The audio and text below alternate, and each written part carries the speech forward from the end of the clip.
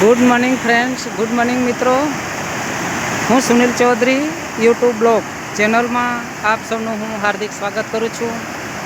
આજે હું આ નવા ટોપિકમાં આપ સૌને મારા ગામ વિશે અને મારા ગામના મહાદેવનું મંદિર છે એના વિશે થોડો પરિચય આપીશ. અને મારું બહુ જ બે નદીના વચ્ચે મારું ગામ આવ્યું છે. કુંભિયા ડોલોન તાલુકાની અંદર છે.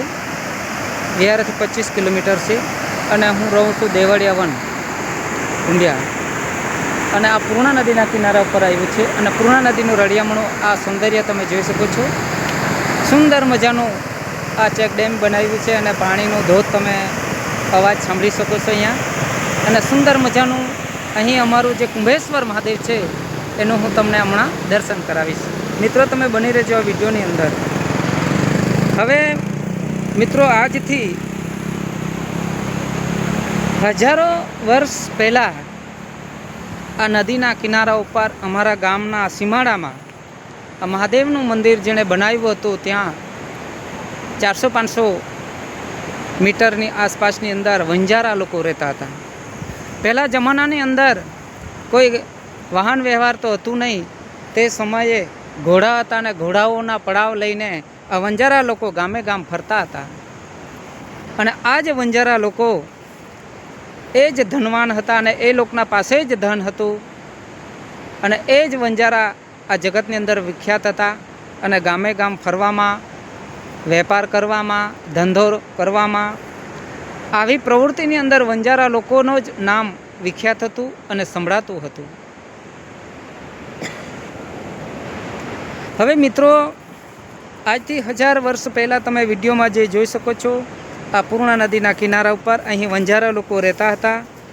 અને આજે ઘણા સમય પછી પણ અહીંયા વંજારાના પૈસાઓ, રોકડા જે સિક્કા હતા, ચાંદીના, સોનાના, જે હીરા માણેક મોતી, એના સિક્કાઓ આજે પણ અહીંયા મળે છે.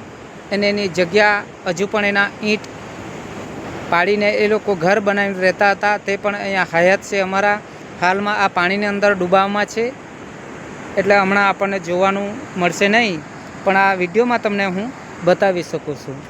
અને એ જ વંજારા લોકોના સતી પુણ્ય અને કર્મના પ્રભાવે આજે અમારું ગામ સુખી છે. બંને બાજુ નદી છે અને વચમાં અમારું ગામ છે. અને રળિયામણું આ સૌંદર્યની અંદર આજે એ જ જન્મભૂમિ પર મને અવતાર મળ્યો. એ બદલ હું આ પ્રકૃતિ દેવી માને ખૂબ ખૂબ આભાર વ્યક્ત કરું છું અને એને માન સન્માન કરું છું.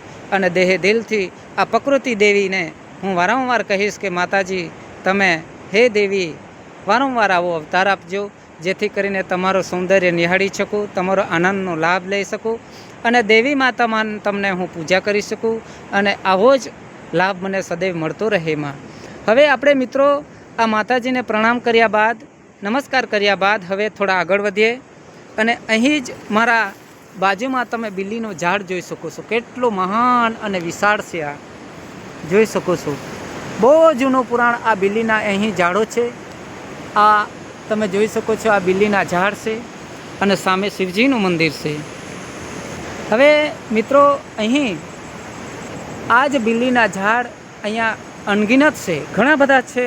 અને આ જે ઝાડના નીચેથી એક શિવલિંગનો પથ્થરની મૂર્તિ હતી. એ પાટી ગામમાં અહીંથી જ લઈ ગયા હતા, ગાલ્લું જોડીને આવ્યા હતા.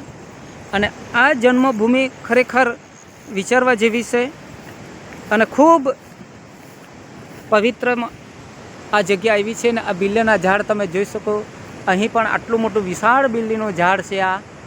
અને આ જ વિશાળ બિલ્લીના પવિત્ર આ વૃક્ષ, એની સામે તમે જોઈ શકો છો આ શિવજી મહાદેવનું મંદિર. હવે હું તમને એમાં દર્શન કરાવું છું મારા ગામની. અને અમે સદૈવ અહીં જ પૂજાપાઠ કરતા હતા મિત્રો. હવે મિત્રો, અમારી આ દંતકથા એવી છે કે હજારો વર્ષ પહેલાં એ વંજારા લોકો રહેતા હતા ત્યારે અમારે ત્યાં કેટલી જૂની પુરાણ મૂર્તિઓ હતી તે હું તમને બતાવું. આ જે મૂર્તિઓ છે તમે જોઈ શકો છો. આજે અહીં મંદિર બનાવી દીધું છે એટલે એની અંદર શિવલિંગનું પ્રાગટ્ય કરવામાં આવ્યું છે, સ્થાપના કરવામાં આવી છે. પણ ખરેખર આ તમે જોઈ શકો છો, આ નંદી છે. આ નંદી મહારાજ છે. કેટલા જૂના પુરાણો આ તમે જોઈ શકો છો મૂર્તિ પથ્થરની કઈ રીતે ખંડરાવ કોતર કરીને એને બનાવ્યું હશે, તમે જોઈ શકો છો.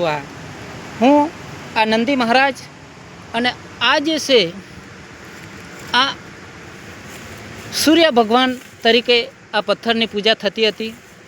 આ હયાત બેઠા છે, તમે જોઈ શકો છો.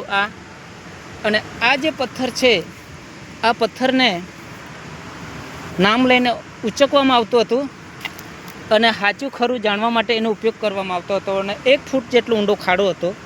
ત્યારે તો કાચું મંદિર હતું અને એ જ કાચા મંદિરની અંદર આજે આ મૂર્તિઓ બહાર આજે કાઢી છે. અને આમાંથી લગભગ 6-7 જેટલી મૂર્તિઓ પાણીમાં નદીની અંદર પધરાવી દેવામાં આવી હતી બ્રાહ્મણ દ્વારા. અને શિવલિંગનું અહીં સ્થાપના કરી દેવામાં આવ્યું હતું. અને બીજી બનાવેલી મૂર્તિની સ્થાપના કરવામાં આવી છે. પણ ખરેખર અહીંયા પથ્થરની મૂર્તિ હતી અસલ, અને બહુ ઘણું બધું સત હતું. હવે એની અંદર આ વટ વૃક્ષ રોપ્યો એના જ લગભગ આજે મંદિર બન્યું એના 35 વર્ષ જેવા થવા આવ્યા છે. અને આ તમે ઘોર વટ વૃક્ષ તમે જોઈ શકો છો આ વિડીયોની અંદર. અને આ જ વટ વૃક્ષ આટલું મોટું થઈ ગયું છે. અને અહીં ઉપસ્થિત હવે આપણે થોડા મંદિર બાજુ પ્રણાય કરીએ મિત્રો. ધીરે ધીરે ધીરે ધીરે તમે પાણીનો ધોધનો અવાજ સાંભળી રહ્યા હશો. આ જોઈ શકો છો. હમણાં આ મંદિર પાછું 3જી વાર બન્યું છે. બીજી વાર બનેલું એને પણ તોડીને પાડી દેવામાં આવ્યું અને આ 3જી વાર પાછું આ મંદિરનું નિર્માણ થયું છે. અને જ્યારે આ જગ્યા ઉપર જે આ મંદિર હતું એ મંદિર લાકડાનું હતું મિત્રો. અને ત્યારે બહુ બધું સત હતું. અહીંયા રાત્રે જે કોઈ આવતા હતા ત્યારે એકલાય આવવાનું મુશ્કેલ પણ હતું. આ જો શ્રી કુંભેશ્વર મહાદેવ. હમણાં જ ગઈ વર્ષે આ પાછું મંદિરનું નિર્માણ કરવામાં આવ્યું છે. અને અહીં બહુ જ મોટો સાદડનો વૃક્ષ હતો. ને આજે જે ટેરમોણું અમારા આદિવાસીની અંદર ટેરમોણું કહેવામાં આવતું હતું, એનું ઝાડ હતું બહુ મોટું વિશાળ. ને આટલા જગ્યાની અંદર આ જ જગ્યાની અંદર એ જૂનું મંદિર હતું. પણ ત્યારે ઘોર જંગલ હતું અને અહીંથી એકદમ ખાડાની અંદરથી નદીની અંદર જવામાં આવતું હતું. આ તો પુરાણ કામ કર્યું છે એટલે હવે એનો ખ્યાલ નહીં આવે, પણ ત્યાંથી અંદર જવાનું તો એકદમ નદીની અંદર. અને ત્યારે મિત્રો અહીંનું વાતાવરણ બહુ અલગ હતું ને ઘોર જંગલ હતું. અને આ મંદિરે ભાગ્યે જ કોઈક આવતા હતા. અને એ મંદિરની અંદર આજે તમને હું દર્શન કરાવું છું મિત્રો. આવી રીતે મંદિરનું નિર્માણ કરવામાં આવ્યું છે મિત્રો. આ કુંભેશ્વર મહાદેવ અમારા ગામના નામ પરથી પાડ્યું છે. અને એમાં જૂની જે એક મૂર્તિ છે હનુમાન દાદાની, એ અહીંયા સ્થાપના કરવામાં આવી છે, લેવામાં આવી છે. આ વંજારા વખતની જે મૂર્તિ છે એનું સ્થાપન અહીંયા કરવામાં આવ્યું છે. આ બનાવેલી આ મૂર્તિ છે. અને એની અંદર આ શિવલિંગ તરીકે મહાદેવજીને વિરાજમાન કરવામાં આવ્યા છે મિત્રો. તમે જોઈ શકો છો અમારો કુંભેશ્વર મહાદેવ દેવળિયા વનધામ. હવે મિત્રો આ માતાજી અહીંનું સ્થાપના કરવામાં આવી છે. અને આ વિશાળકાર ભગવાનના તસવીર અહીં ઉપસ્થિત.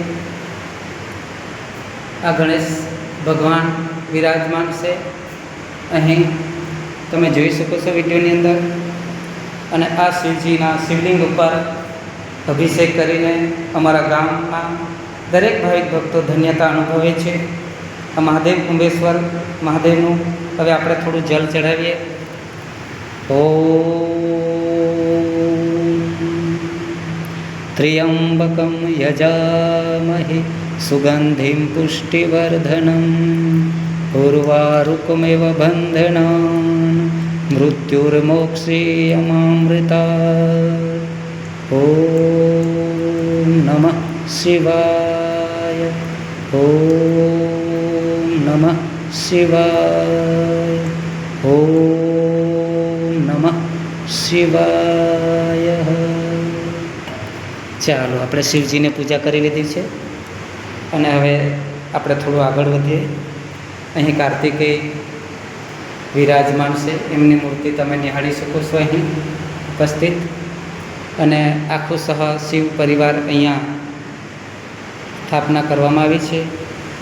પણ ખરેખર મિત્રો આ બહારનું દૃશ્ય અને અંદરનું દૃશ્ય તમે નિહાળી જોયું હવે મિત્રો મારે આ જે જૂનું પુરાણ તે વૃક્ષ છે, મહુડાનું ઝાડ છે, મહુવા.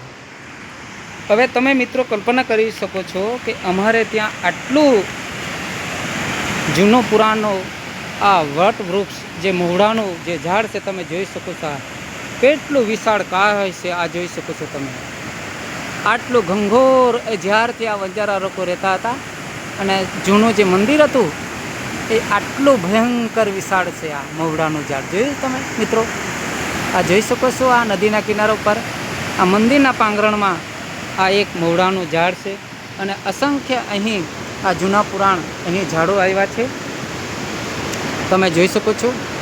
અને આ નદીનો કિનારો અને આ મંદિર, જ્યારે પણ તમે જ્યારે કંઈ આવવું હોય તો તમે અહીંયા દર્શન કરવા માટે આવી શકો છો.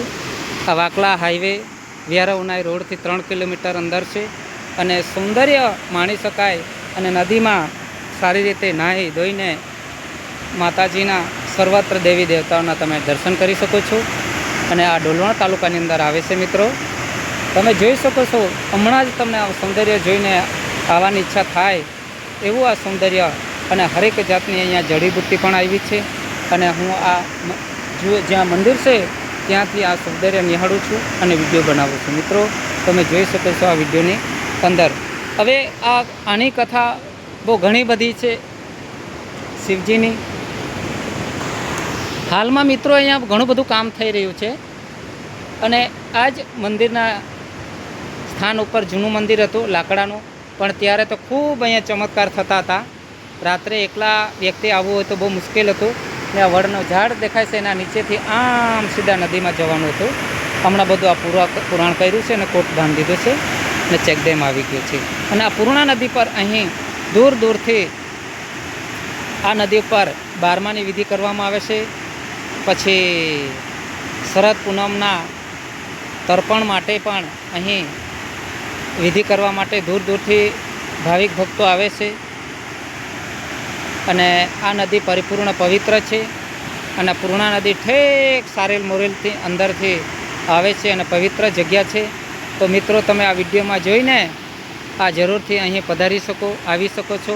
અહીંયા નદી સુધી રસ્તો બની ગયો છે અને એ જ વિડીયો મેં તમને દર્શન કરાવ્યા છે અને તમે આ વિડીયોમાં નિહાળી શકો છો. મિત્રો હવે હજુ અહીંયા ઘણું બધું કામ ચાલુ છે અને હવે હું આ વિડીયોને સમાપ્ત કરીશ, જેથી કરીને આપણે બીજા બ્લોકમાં ફરીવાર પાછા મળી શકીશું. હવે મહાદેવજીને નમસ્કાર કરીને આપણે વિડીયોને સમાપ્ત કરીએ. ફરીવાર તમને હું દર્શન કરાવી દઉં હનુમાન દાદાના અને શિવજીના.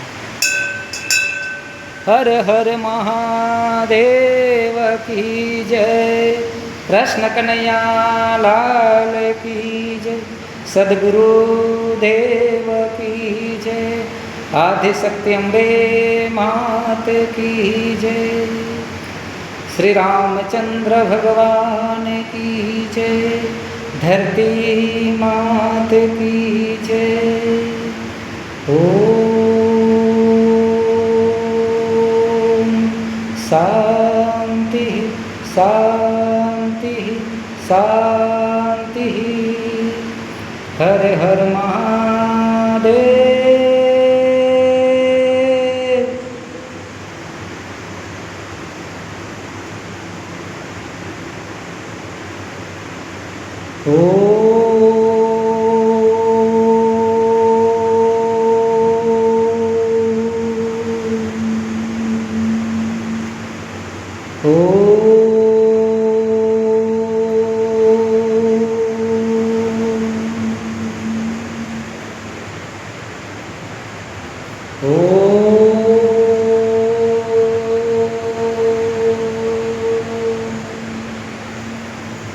पार्वती पते हर हर महादेव. शांति शांति शांति. बोले श्री कुंभेश्वर महादेव की जय.